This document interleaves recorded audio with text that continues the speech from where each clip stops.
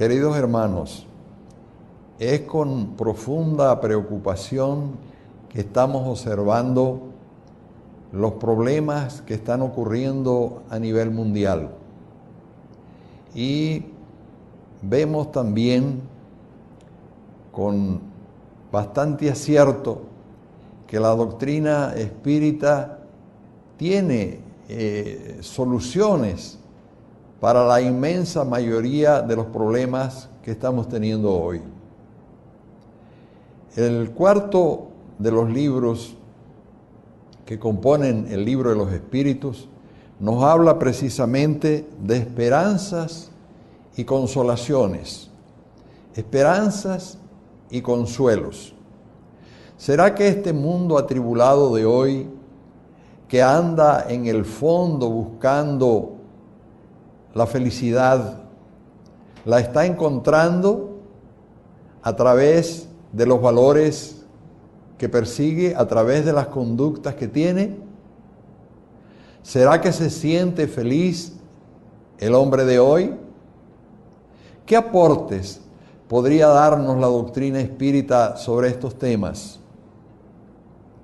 En la pregunta 922 del libro de los espíritus, el maestro Allan Kardec interroga a estos diciéndoles: ¿existe una medida de felicidad que sea común para toda la humanidad?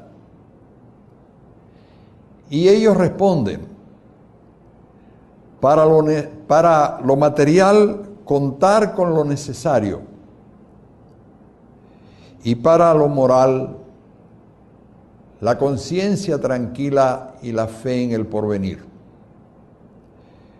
Una de las grandes incógnitas que el hombre no ha logrado resolver aún es esa persecución de los valores materiales con la finalidad de, a través de ellos, alcanzar una supuesta felicidad. Posiblemente esta pregunta la está respondiendo el espíritu de Platón, porque más adelante, en la 926, nosotros encontramos una frase que ya él la dijo cuando vivió mucho tiempo antes de Jesús. No es más rico quien más tiene, sino quien menos necesita. Esa cantidad de esfuerzo que la gente realiza para adquirir más y más cosas conduce realmente a la felicidad.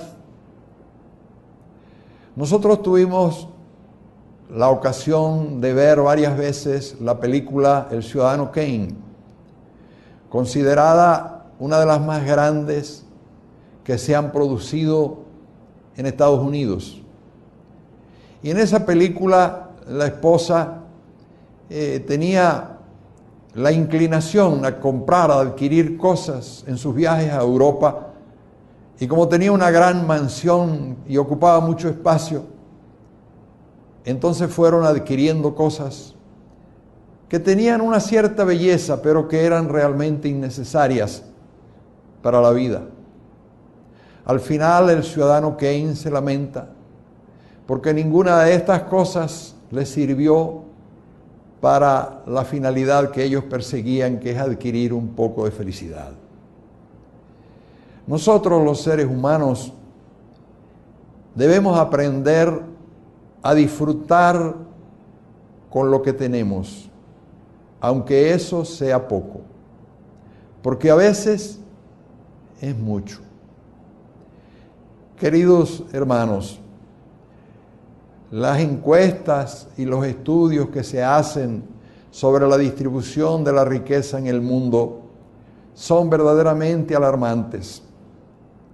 Se habla de que alrededor de 4.000 millones de personas viven con menos de $2 diarios, y que de esos 4.000 millones, alrededor de 2.000 millones viven con menos de $1 al día. Vivir con lo necesario es acostumbrarse a darle al organismo y a la vida lo que el organismo y la vida precisan para llevar una vida digna, una vida consona con el plan espiritual que nosotros tenemos de ser sabios y amorosos y de acercarnos cada vez más a Dios. Vivir con lo necesario implica que usted va a tener que contenerse, que vamos a tener que decidir que la disciplina de la cual le hablaba el Espíritu Emmanuel a Francisco Cándido Javier debe estar presente en todos los actos de nuestra vida. Aprender a vivir con poco y aprender a obtener las alegrías que nosotros necesitamos haciendo el bien a los demás. Porque es muy fácil practicar la beneficencia, la ayuda material a otros, cuando se tiene mucho dinero, especialmente en esas casas donde abundan comidas que no se usan, que pasan a vencerse en sus fechas de consumo. Entonces las personas se deshacen de ellas. Es muy fácil, pero es muy difícil para una persona que ya si está trabajando vive en una situación privilegiada, y si no está trabajando, que esté en una situación más difícil aún, y poder compartir un poco de lo que tiene con aquellos que tienen menos que él. Esto es importante, aprender a vivir con poco, aprender a vivir con lo necesario, aprender a consumir las cosas en su totalidad y no a estar pensando en los mitos de la moda, en los mitos de las costumbres y en todas estas cosas que realmente no conducen a nada útil para el espíritu. Hoy día muchos compran sus pantalones, sus camisas, las mujeres sus vestidos y los usan apenas una vez. Es más, hay una costumbre en el campo de la moda de las personas famosas que hoy día los medios de comunicación andan vigilando si aquella mujer tan famosa usó el vestido más de una vez. Imagínense, compran un vestido carísimo, costosísimo, y entonces lo usan una sola vez. ¿A ustedes no les parece esto un desperdicio absolutamente innecesario? Si nosotros nos acostumbrásemos a vivir sin desperdiciar casi nada, lo que nos sobra daría para que otras personas pudieran vivir mejor. Nosotros sabemos que la distribución de la riqueza de la que hablamos antes es una cuestión incluso escandalosa. Los órganos competentes de Naciones Unidas nos dicen que el 10% de la población mundial posee el 85% de la riqueza. Esto significa que el restante 90% de la población del mundo apenas posee el 15% de la riqueza. Sin embargo, esta población, podemos decir, sin ánimo de equivocarnos, que es más feliz que la que posee tanta riqueza. Por otro lado, finalizando las cifras aterradoras que nos llegan a nuestra redacción del Anuario Espírita, salió recientemente otra noticia más. 85 millonarios del mundo tienen más riqueza que 3.570 millones de personas que viven en el mundo. Esto, como decía, es aterrador, es escandaloso. Sobre todo en personas que muchas veces no practican la caridad, no quieren compartir parte de su riqueza, no utilizan esta riqueza para hacer algún bien a los demás. Debemos aprender, queridos hermanos, queridos amigos, a vivir con lo poco, a disfrutar con lo menos, a hacer las cosas bien, sin necesidad de estar acaparando. Hay una frase atribuida a la Madre María de Nazaret en una comunicación que en 1872 dirigió a un centro espírita en Lérida, en España, que estaba compuesto para la época por muchos sacerdotes, algún obispo y otros prelados, y ella le decía: ¿habéis profesado la pobreza que nace del amor? ¿Habéis profesado la pobreza que nace del amor y la dulzura que nace de la humildad? ¿O por el contrario, todavía os conserváis como acaparadores e iracundos? Fíjense esta frase. Y hay otras frases más también en el Evangelio de Jesús que son rotundas. El Señor decía: no podéis servir a Dios y a Mamón. Servir a Dios y a Mamón se puede traducir como servir a Dios y a los lujos, como servir a Dios y a las riquezas, como servir a Dios y a las pompas, como servir a Dios y al despilfarro. No podemos hacer eso. Tenemos que tener una responsabilidad en el gasto que hacemos, en el consumo que hacemos. El mundo va a enfrentar en los próximos años, porque ya lo está enfrentando, una escasez tremenda de agua. Entonces, aquellas personas que despilfarran el agua tendrán que reeducarse, porque esa agua que están consumiendo en exceso se necesita en otros lugares, se necesita en otros países, porque todos los días muere una cantidad importante de personas debido a enfermedades provocadas precisamente por no haber ingerido agua potable, por no tener condiciones para esto. De paso, hay países en el mundo, hay regiones en esos países del mundo donde la gente se baña con arena porque no tienen agua. Así que la próxima vez que usted esté desperdiciando el agua, que se quede debajo de la ducha 15 minutos, piense que esa agua que usted está consumiendo de más es necesaria en otra parte. Y lo mismo pasa con los alimentos. Tenemos que aprender a vivir con lo que tenemos, tenemos que aprender a compartir, tenemos que aprender a ver las necesidades de los otros. Porque si nos llamamos hermanos, entonces debemos saber que todos somos hijos de Dios y que tenemos responsabilidades los unos con los otros. Del poco consumo nuestro puede sobrar comida, suficiente comida, para ayudar a otras personas. Nosotros en Venezuela estamos pasando en estos momentos por una situación compleja, llena de dificultades, donde algunos alimentos solo se consiguen cuando se puede. Y nos hemos dado cuenta cómo es importante la solidaridad de unos vecinos con otros. Mira que no tenemos harina pan, le dice un vecino. Mire, yo tengo azúcar, te cambio la harina pan por el azúcar. Y entonces todo el mundo va satisfaciendo sus necesidades. Y aquellas cantidades de café que se hacían para hacer una tacita, ahora ya no se hacen. Y el café que se hace, si sobra alguno, se vuelve a utilizar, porque se puede usar incluso durante varios días.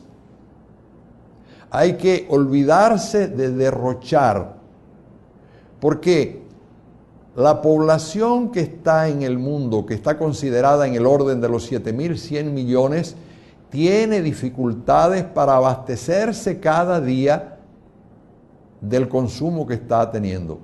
Y esto se debe en gran parte al excesivo derroche de energía de todo tipo, y entre ellas también de alimentos. Así que nosotros debemos aplicarnos una disciplina. Si está sobrando comida, sobró un poquito de sopa, entonces podemos guardarla en un envase, ponerla en el refrigerador y entonces donársela a una persona que vive en la calle, que no tiene condiciones para hacerse una sopa. Para ella será un banquete que usted le está ofreciendo. Debemos aprender a utilizar la ropa mientras ésta esté sana, incluso a remendarla. Yo estoy muy alegre, muy contento hoy porque al fondo está apareciendo la isla de San Miguel de la Palma, donde tuve el honor de nacer hace 71 años, 8 meses y un día. Y me siento muy feliz. Ahora, en aquella época, en esta punta de la isla donde nací, usted usaba la ropa se rompía, se remendaba, se volvía a romper, se volvía a remendar, se volvía a romper, se le ponía un parche, y se le ponía otro parche, y se le ponía otro parche. Y entonces cuando ya al fin no servía, se picaba esa ropa en tiritas, y con esas tiritas se hacían mantas, que eran muy útiles para cubrir las necesidades. En aquella época de la posguerra en la que nos tocó a nosotros vivir, era muy difícil la supervivencia. Teníamos que pasar épocas enteras consumiendo a lo mejor gofio por la mañana, papas sancochadas a mediodía y un caldo por la noche. Y vivíamos así, y vivíamos bien. Y saben una cosa, mis queridos amigos, mis queridos hermanos, no había delincuencia, porque todo el mundo tenía que trabajar. Todos trabajábamos. De lunes a sábado trabajábamos todos, porque de ese trabajo salía la mejor forma de vida que había ya, que era esa educación del campesino, ese vínculo del campesino con la tierra, con las cosas de la tierra, que le da una experiencia mediante la cual usted termina siendo experto en más de 200, de 300 cosas. La persona tenía que trabajar para sobrevivir. Y eso implicaba saber sembrar, pero también implicaba saber administrar las cosechas. ¿Ve? Saber guardarlas. Por ejemplo, esta historia que parecerá insólita para muchos hermanos es la siguiente. El gobierno de la época a nosotros no nos proporcionaba agua. Usted tenía que recoger el agua en invierno, limpiar bien las canales con las primeras aguas, guardar el agua de las lluvias en un aljibe, porque si usted no recogía las aguas y no guardaba las aguas en un aljibe, en el verano usted iba a tener serias dificultades, porque nadie le iba a dar a usted el agua que necesitaba. Así, con esas estrecheces, nosotros aprendimos a valorar profundamente el trabajo, porque el trabajo significaba vida, el trabajo significaba subsistencia, y en medio de tantas dificultades no olvidábamos, queridos hermanos, que debíamos compartir de lo poco que teníamos con aquellas otras personas que tenían menos. Y esto era muy significativo. Hoy día hay abundancia de muchas cosas, pero hay muy mala administración. Los problemas del hambre que hay en el mundo no se deben a falta de alimentos, sino a mala distribución de estos. No se debe a que la tierra haya dejado de producir lo necesario, sino que hay mucha tierra que la están dedicando al pastoreo de reses y de otros animales, o se mantienen baldías, lo cual no es significativo, para producir los alimentos que el hombre realmente necesita. Esto es un tema inagotable, un tema importante. Nosotros hemos descubierto a través de las experiencias del acierto, error, que en líneas generales, y estoy hablando de mí mismo, no es una crítica a nadie, sino es un reconocimiento de lo que pasa conmigo. A estas alturas de mi vida yo reconozco que siempre he comido más de lo que debía. Hasta ahora que estoy llevando un régimen más severo, más dominado por una cierta disciplina que me estoy imponiendo. Y por otro lado también he descubierto que no tomamos la suficiente cantidad de agua. Y esto es muy importante. Aprendamos pues a vivir con lo necesario desde el punto de vista material, en la seguridad de que esto nos ayudará a vivir mejor. En cuanto a la otra parte, para lo espiritual, para lo moral, la conciencia tranquila. Hay un asunto que nosotros no debemos olvidar, queridos hermanos, y es el siguiente.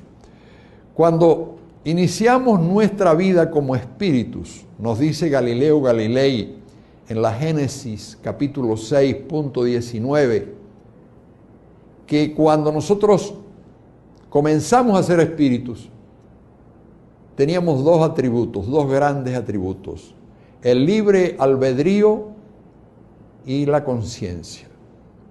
La conciencia es un órgano superior del espíritu. A través de él, usted entra en comunicación con Dios. El mismo libro de los espíritus nos dice, cuando Kardec pregunta, ¿dónde están registradas las leyes de Dios? Dice, en la conciencia. Imagínense el tamaño que debe tener nuestra conciencia para que le quepa una cantidad tan grande de información.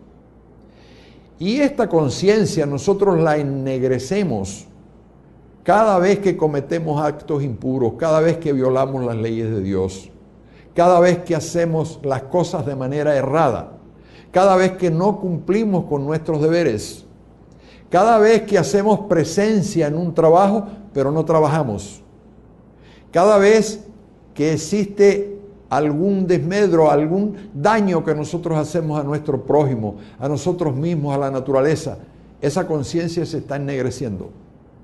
Ahora, por el contrario, cuando nosotros hacemos el bien al prójimo, cuando nosotros estudiamos, cuando entramos en comunicación con Dios, cuando hacemos el bien de cualquier manera sin mirar ninguna recompensa, cuando deseamos servir por amor, cuando tenemos la capacidad de devolver bien por mal recibido, cuando nos olvidamos de todo lo malo que a veces recibimos y ni siquiera llegamos a perdonar porque no nos ofendemos, en esos momentos nuestra conciencia se está iluminando. Y eso es imprescindible. Ustedes saben, queridos hermanos, cuántos libros, cuántos textos se han escrito sobre el tema de la felicidad. Y el espíritu de Platón, que es el que responde a esta pregunta, él sintetiza todo el secreto de adquirir la felicidad en estas tres cosas. Para lo material, contar con lo necesario. Para lo moral, la conciencia tranquila, la conciencia limpia, la conciencia pura. Y la fe en el porvenir. Porque la fe en el porvenir es esperanza. Y al principio dijimos que este cuarto libro, los espíritus, y Kardec lo titulan Esperanzas y Consolaciones. La esperanza es una necesidad vital del ser humano. Podemos tener un sinfín de dificultades, pero todos soñamos, y más aún, todos luchamos muchas veces para tener un futuro mejor. Y estas luchas son formidables para el alma cuando logra conquistar lo que desea y cuando triunfa sobre sí misma, limpiando su conciencia y sirviendo por amor a los demás. La confianza en el porvenir significa también que la persona posee una profunda y natural fe en Dios, el Señor del universo, que lo ha creado, que los científicos nos están diciendo ahora, las últimas noticias que hay al respecto sobre este particular, nos dicen que existen más de 100.000 millones de galaxias.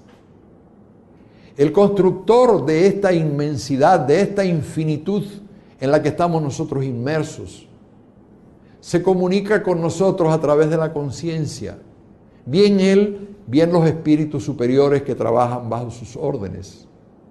Y nosotros tenemos que mirar hacia la eternidad. La doctrina espírita nos enseña que somos, digamos, el resultado de una evolución continua y que no tendremos fin, no hay muchas vidas, hay una sola y eterna vida que no acaba nunca, que se transforma constantemente. Mucha gente habla de transición, pero la realidad, queridos hermanos, es que nosotros vivimos en una eterna transición. Y si hacemos las cosas bien, esa transición es desde lo más mal hacia lo mejor. ¿Ve? Entonces, sabiendo que existen todos esos mecanismos, sabiendo que Dios lo que quiere a nosotros es formarnos como espíritus puros, como espíritus buenos, sabiendo que el universo es infinito y que el tiempo realmente es el que nosotros ocupemos en formarnos, en crecer, en autorrealizarnos, en iluminarnos, en esclarecernos, en ser buenas personas. En que nuestra voluntad sea la voluntad de Dios.